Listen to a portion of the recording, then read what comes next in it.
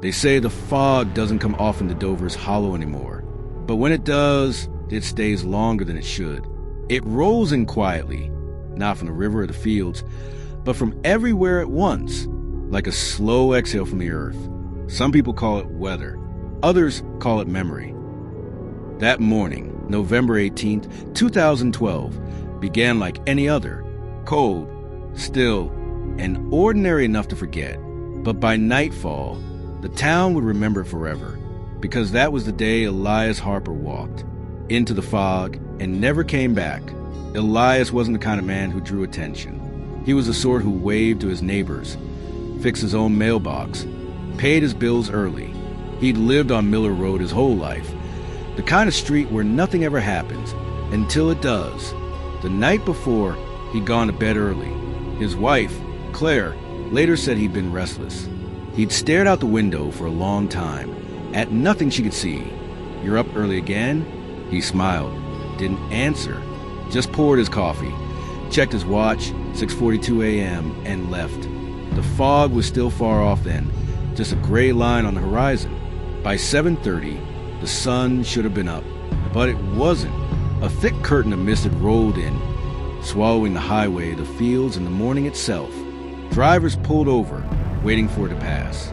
Dogs refused to step outside. And behind the Harper house, the sound of Elias's old truck faded into silence. That was the last time anyone saw him. By 9 o'clock, his truck was found idling on the edge of Hollow Creek Road. Driver's door half open, headlights cutting through a wall of white. The engine ran for hours, gas nearly gone. His phone was on the passenger seat, his wallet still in the console, keys in the ignition. But no Elias, no footprints in the frost, no tire tracks leading away, just fog. Some say the Hollow keeps what it takes, that the fog knows who to call. Others, the practical ones, will tell you it was just a man who got lost. But there's a reason the locals still won't drive that stretch of road when the weather turns gray, because sometimes they still see a shape in the mist, standing where his truck once was, waiting. Dover's Hollow isn't on most maps anymore. A handful of houses, 2 stoplights that never quite work in sync, and a main street where the grocery store still closes for church on Sundays. It's the kind of town that forgets easily, but never forgives completely. Elias Harper was born here, raised here, and maybe that was a problem. He'd seen the same streets for 40 years, watched the same fog rolling from the same valley, like time circling back on itself. That morning, he left home like clockwork, 6:47 a.m. sharp. He kissed his wife's forehead, fed the cat, and picked up his worn leather briefcase, the one with the broken latch he'd been meaning to fix. The world outside was still asleep. No footsteps, no sound of engines, only the hum of distant power lines and the slow, creeping breath of mist over the fields. He worked as a claims adjuster for a small insurance firm in the next county. A quiet man in a quiet job. No enemies, no debts, no secrets, at least none anyone knew about. But Claire said he'd changed that week. His hands trembled when he poured his coffee. He jumped when the phone rang. And every night, she'd find him by the window, staring out into the fog like it was whispering something only he could hear. Claire, faintly, voice memory.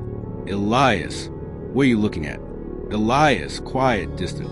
"It's thicker than usual tonight. Can't even see the fence." "Claire, come back to bed." Elias, pause. "Yeah, I will." But he didn't. He stood there for hours. And by dawn, he was gone. He always took the same route to work, Miller Road to Hollow Creek Highway. The road cuts through a stretch of forest where the fog gathers thick and low, even when the rest of town is clear. Locals call it the Hollow's Mouth. No one remembers who gave it that name, but everyone agrees on one thing. The mist there moves differently. It doesn't drift, it waits. At 7:05, a farmer named Gerald Pike spotted Elias's truck passing his gate. Slow, steady, headlights on. He waved, as he always did, but Elias didn't wave back. Gerald told police later. He looked like he was talking to someone in the passenger seat, but there was nobody there. At 7:29, the truck was found, still running, by the bend near the old bridge. The fog was so thick that morning that even the rescue team had to move in pairs, holding onto the guardrail to keep from losing each other. They expected to find him just a few feet away. Maybe he slipped down the embankment, maybe hurt. But there was nothing, just the outline of his boots in the frost, leading halfway across the road and then stopping, mid-step, as if he'd simply stepped out of the world. Claire called his phone 11 times that morning. Each call went to voicemail, but on the 12th, someone picked up. Static crackle, faint breath over the line. Claire, trembling. Elias? Silence. Claire, Elias, where are you? Faint whisper, indecipherable. And then a click. No one ever traced that call. The signal came from somewhere in the fog, between two cell towers that didn't connect. By noon, the search had begun. Dozens of volunteers, police dogs, even drones. But the fog swallowed it all. The sound of their voices, their footsteps, gone before they could echo. That's when the sheriff said something that made everyone stop. Sheriff, low, uneasy. This isn't the first time someone's gone missing out here. And that's where the story begins to split, between what they found and what they were told to find. Dover's Hollow isn't on most maps anymore. A handful of houses, 2 stoplights that never quite work in sync, and a main street where the grocery store still closes for church on Sundays. It's the kind of town that forgets easily, but never forgives completely. Elias Harper was born here, raised here, and maybe that was a problem. He'd seen the same streets for 40 years, watched the same fog roll in from the same valley, like time circling back on itself. That morning, he left home like clockwork, 6:47 a.m. sharp. He kissed his wife's forehead, fed the cat, and picked up his worn leather briefcase, the one with the broken latch he'd been meaning to fix. The world outside was still asleep. No footsteps, no sound of engines, only the hum of distant power lines and the slow, creeping breath of mist over the fields. He worked as a claims adjuster for a small insurance firm in the next county. A quiet man in a quiet job. No enemies, no debts, no secrets, at least none anyone knew about. But Claire said he'd changed that week. His hands trembled when he poured his coffee. He jumped when the phone rang. And every night, she'd find him by the window, staring out into fog like it was whispering something only he could hear. Claire, faintly, voice memory. Elias, what are you looking at? Elias, quiet, distant. It's thicker than usual tonight. Can't even see the fence. Claire, come back to bed. Elias, pause. Yeah, I will. But he didn't. He stood there for hours. And by dawn, he was gone. He always took the same route to work, Miller Road to Hollow Creek Highway. The road cuts through a stretch of forest where the fog gathers thick and low, even when the rest of town is clear. Locals call it the Hollow's Mouth. No one remembers who gave it that name, but everyone agrees on one thing. The mist there moves differently. It doesn't drift, it waits. At 7:05, a farmer named Gerald Pike spotted Elias's truck passing his gate. Slow, steady, headlights on. He waved, as he always did, but Elias didn't wave back. Gerald told police later. He looked like he was talking to someone in the passenger seat, but there was nobody there. At 7:29, the truck was found, still running, by the bend near the old bridge. The fog was so thick that morning that even the rescue team had to move in pairs, holding onto the guardrail to keep from losing each other. They expected to find him just a few feet away. Maybe he slipped down the embankment, maybe hurt. But there was nothing, just the outline of his boots in the frost, leading halfway across the road and then stopping, mid-step, as if he'd simply stepped out of the world. Claire called his phone 11 times that morning. Each call went to voicemail, but on the 12th, someone picked up. Static crackle, faint breath over the line. Claire, trembling. Elias? Silence. Claire, Elias, where are you? Faint whisper, indecipherable. And then a click. No one ever traced that call. The signal came from somewhere in the fog, between 2 cell towers that didn't connect. By noon, the search had begun. Dozens of volunteers, police dogs, even drones. But the fog swallowed it all. The sound of their voices, their footsteps, gone before they could echo. That's when the sheriff said something that made everyone stop. Sheriff, low, uneasy.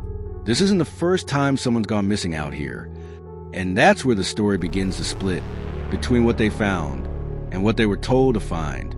By early afternoon, Dover's Hollow looked like a place erased.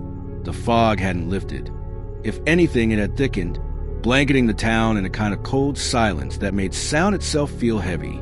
Sheriff Lyle Donovan arrived first at the scene. A man too old for his badge, but too proud to hang it up. He'd seen storms, fires, missing hikers. But not this. Sheriff muttering. Car's warm. Engine's fine.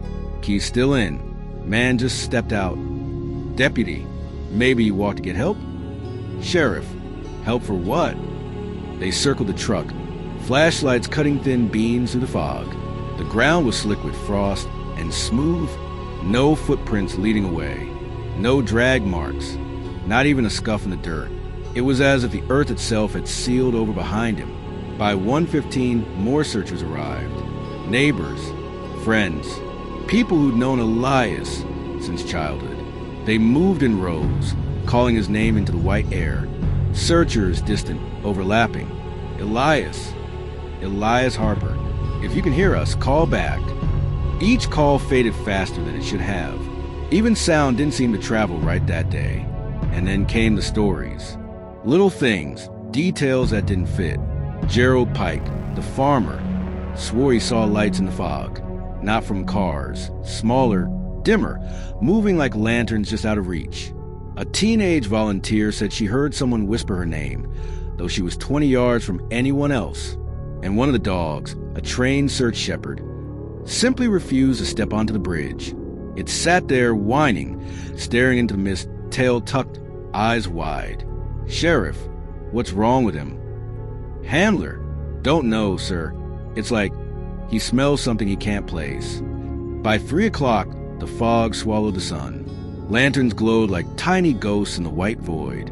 And the sheriff, for the first time that day, felt something he couldn't explain. A sense that they weren't alone out there. Sheriff, barely above a whisper. Hold up. Deputy, you see something? Sheriff, thought I did. Through the haze, a shape moved. Tall, human. It stood about 20 feet from the truck. Still, silent, just watching. The sheriff called out. No reply. He stepped closer. But with every step forward, the shape grew dimmer until it faded completely. When the fog thinned seconds later, there was nothing there. They found no blood, no signs of a struggle, no trail, only the faintest trace of something strange. A smell, sharp, metallic, like ozone after lightning. The sheriff took off his hat and muttered a prayer, not for the missing man, but for whatever was still standing out there in the mist.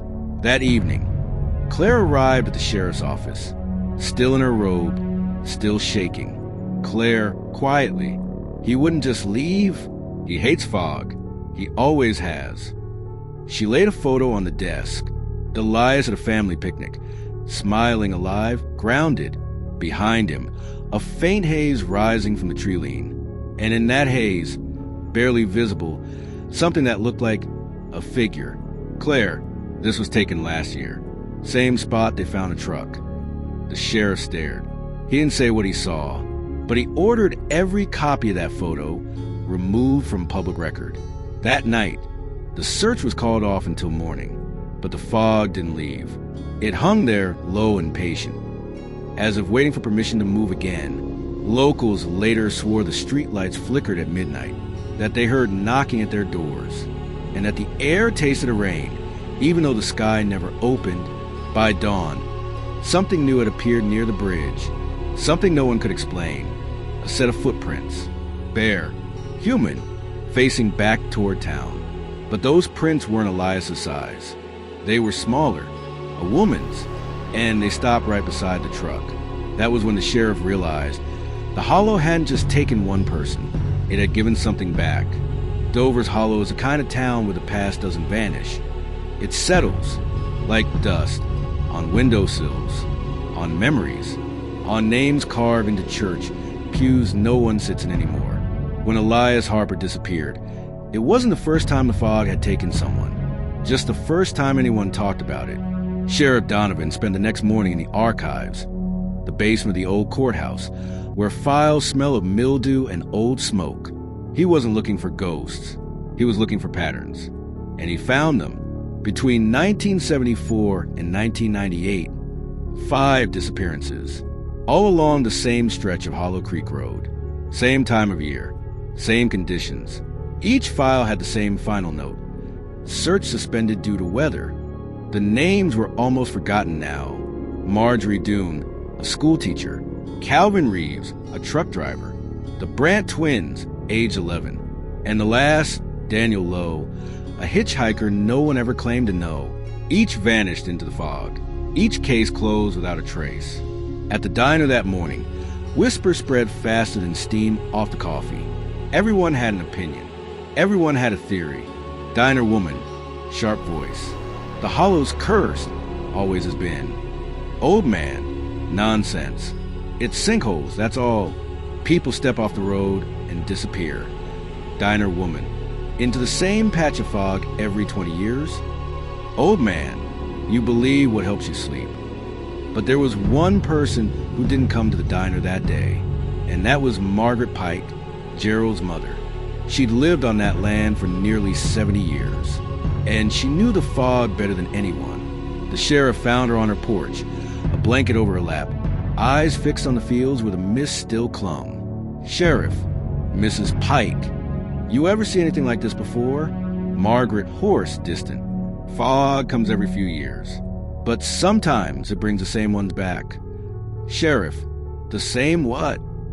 Margaret, the same faces, same voices. Only, they're not right anymore. That night, Margaret swore she heard someone knocking on her door. 3 soft knocks. When she opened it, no one there, just fog, pressing against the porch light like something alive. The next morning, her back door was found wide open, and her slippers still by the mat. By day 3, fear had settled into Dover's Hollow like the mist itself. No one spoke above a whisper. Windows stayed locked, and the sheriff, tired, sleepless, found himself staring at that photograph Claire had brought in.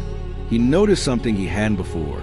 Behind Elias, deeper in the haze, were 2 more shapes, one tall, one small, and they weren't standing still. They were facing him. Sheriff, under his breath, what the hell were you looking at, Elias? That night, a storm rolled through. Wind tore at the trees, and the fog finally began to lift. But just before dawn, as the first light broke through, the deputy radioed in from Hollow Creek. Deputy, voice crackling over static. Sheriff, you better come see this. At the edge of the bridge where Elias's truck had been found, someone had carved a message into the guardrail. 3 words. Fresh, uneven, written as if by someone in a hurry, not the first. The sheriff ran his fingers over the letters. The metal still cold, the groove shallow but jagged. It looked recent, maybe a day old, maybe less. But here's the thing. No one in town had been near that bridge since the search was called off. Not a soul. And when they checked the security camera from the intersection leading in, they saw only one thing. A figure walking alone, through the fog, barefoot, heading toward town. It wasn't Elias. But whoever it was, they were wearing his coat. By the 4th night, the fog had finally lifted from Hollow Creek. But inside the Harper house, it hadn't gone anywhere. It lingered in the corners of rooms, in the silence between the ticking of clocks. Claire Harper hadn't slept in 3 days. She kept expecting the phone to ring, kept the porch light on, though no one ever came. The house still smelled like his cologne. Coffee still half full in his favorite mug. His jacket missing, the same one seen on the bridge camera. At first, she thought it was exhaustion, that the house was playing tricks. But strange things began to happen. The back door would unlock by itself. The radio in the kitchen would switch on, always the static. And at exactly 2:18 a.m. each night, the hallway light would flicker twice, then go dark. Claire, to herself, quiet, trembling. Elias, is that you? The silence answered. But sometimes, if she stood very still, She swore she could hear breathing, not from the room, but from inside the walls. On the 5th night, she found something on the kitchen counter, a folded piece of paper, damp from the fog that shouldn't have been inside. No footprints, no open windows, just a note. Claire reading, barely audible. Don't follow the lights. Her hand shook as she read it again. The writing, jagged, hurried, uneven, exactly like the words carved into the bridge rail. She brought the note to the sheriff the next morning. He stared at it for a long time, then locked it away in an evidence box, his hand lingering on the lid just a second too long. Sheriff, under breath, God help us. That night, the fog came back, not rolling through the fields this time, but crawling across the town, street by street, yard by yard, until the world outside her window disappeared again. Claire sat at the table, clutching her phone, watching the mist press against the glass. It moved like it was breathing, and then she saw him, a figure, standing at the edge of her driveway, still, unmoving, facing the house. Claire, whispering, terrified, Elias. She opened the door. The fog spilled in, cold, damp, heavy. The figure didn't move, but as she stepped closer, she saw the coat, the same brown jacket, the same outline of shoulders. Only the face was wrong, too pale, too smooth, as if it hadn't been made for a person anymore. And when the figure finally turned, its eyes reflected light, like an animal's. Claire screamed and stumbled back inside, slamming the door. When the sheriff arrived minutes later, the driveway was empty, but her footprints, the ones leading out, had vanished. The next morning, she was gone. No sign of forced entry. No struggle. No note this time. Only a thin layer of fog on the floorboards of her living room, and a faint outline of bare feet leading toward the back door. When the sheriff walked out to the porch, he saw something glinting in the grass. A ring, her wedding band, still warm, as if she'd just taken off. He pocketed it, looked toward the valley, and for the first time in years, he prayed, because deep in the mist below, he could see something faint, a light, small, flickering, moving deeper into the hollow. Somewhere out there, between breath and memory, a man walked into fog, and the woman who loved him followed. But the hollow doesn't give things back. It only lets you think it might. They say a man's silence speaks louder than his words. But in Dover's hollow, silence wasn't quiet anymore. It moved. It whispered. It had weight. And for Sheriff Donovan, it started the morning he heard a dead man's voice on his radio. Donovan, gruff, mid-40s, weary. Base, this is Donovan. Still no sign of the Harpers. I'm heading back down Old Creek Road. Dispatch. Copy that, Sheriff. You've been out there since dawn. Maybe call it. A sudden static whisper cuts through. It's not fog, it's a door. Donovan freezes. The sound loops faintly. Donovan said softly, Jesus, Elias.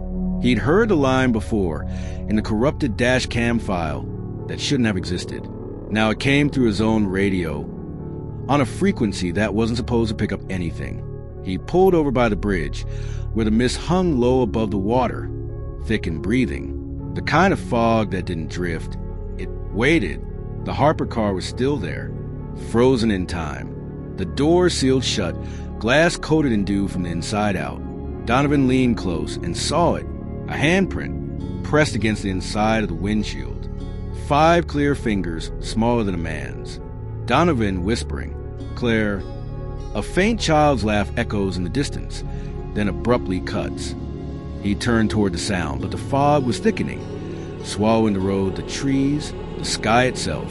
That's when he noticed the footprints, not leading into the fog, but out of it, and they weren't alone. By noon, the sheriff's office was a museum of unanswered questions. Old maps of Dover's Hollow lay scattered on the table, markings from decades past, missing persons, each one on the same path, each one in the fog's reach. He traced his finger across the dates: 1963, 1971, 1994, each 7 years apart, and next to each, the same initials carved in faded red ink: Yates. Donovan? Elias Harper? Or someone else before him? Paper rustles. He finds a photo, an old group of workers beside the bridge construction site, 1963. There he was, a man who looked just like Elias. Same face, same eyes, but the photograph was 60 years old. That night, the fog came back, not rolling in, but rising from the ground, from the river, from the cracks of the town itself. Every streetlight dimmed. Every dog stopped barking. Sheriff Donovan stood by the station window, radio in hand. Radio crackles. Don't look for us. Donovan, startled. Who is this? Radio, distorted whisper. You'll find the door when you stop searching. He ran outside, the fog swirling like smoke. And there, by the bridge, a figure was standing. A man, dressed in the same jacket Elias Harper wore the morning he disappeared. But his face wasn't his. It shifted like glass underwater. One moment Elias, then someone older, then no one at all. Donovan, asking in a voice trembling, "What are you?" Figure, calm, distorted. "I told you, Sheriff, it's not fog." Everything goes silent. Then, faintly a low hum, almost like the fog itself is breathing. Donovan stepped closer, flashlight trembling. The figure pointed toward the water beneath the bridge. And for a moment, the fog parted. He saw them. Shapes. Dozens of them. Suspended just below the surface. Faces frozen mid-breath. Eyes wide open. The missing. The forgotten. Donovan gasps, steps back. The figure leaned closer, whispering one final thing before fading into the mist. She's not gone, she's waiting. That night, the sheriff sealed the bridge. By morning, Dover's Hollow had no power, no phone lines, and no fog, but the recordings from his patrol car told a different story. Hours of silence, until one final sound in a soft voice whispering, "Sheriff, let me out." When you stare too long into the fog, sometimes it stares back. If this story sent chills down your spine, don't vanish just yet. Hit subscribe, turn on the notification bell, and stay tuned for episode 2, The Hollow Beneath the Water. The mystery of Dover's Hollow is only getting darker, and what lies beneath the fog will change everything.